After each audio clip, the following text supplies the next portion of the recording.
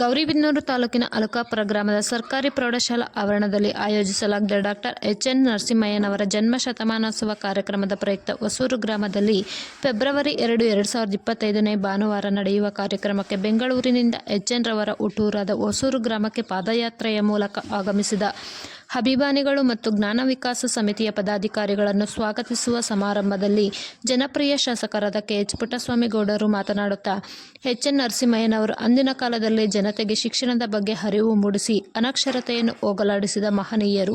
ಇಂತಹ ಧೀಮಂತ ವ್ಯಕ್ತಿಗಳು ನಮ್ಮ ಗೌರಿಬಿದನೂರಿನ ಹೊಸೂರಿನಲ್ಲಿ ಹುಟ್ಟಿದ್ದು ನಮ್ಮ ಪುಣ್ಯ. ನಾವೆಲ್ಲರೂ ಇವರನ್ನು ಸದಾ ಸ್ಮರಿಸಿ ಪಾಲಿಸಬೇಕೆಂದು ತಿಳಿಸಲಾಯಿತು. ಈ ಸಂದರ್ಭದಲ್ಲಿ ಕರ್ನಾಟಕ ಜ್ಞಾನ ವಿಜ್ಞಾನ ಸಮಿತಿಯ ಪದಾಧಿಕಾರಿಗಳು, ಪಾದಯಾತ್ರೆಯ ಮೂಲಕ ಬಂದಿರುವ ಅಭಿಮಾನಿಗಳು, ಹಲವು ಶಾಲಾ ಕಾಲೇಜುಗಳ ಶಿಕ್ಷಕ ವರ್ಗದವರು, ವಿದ್ಯಾರ್ಥಿಗಳು ಇನ್ನು ಮುಂತಾದವರು ಉಪಸ್ಥಿತಿಯಲ್ಲಿದ್ದರು.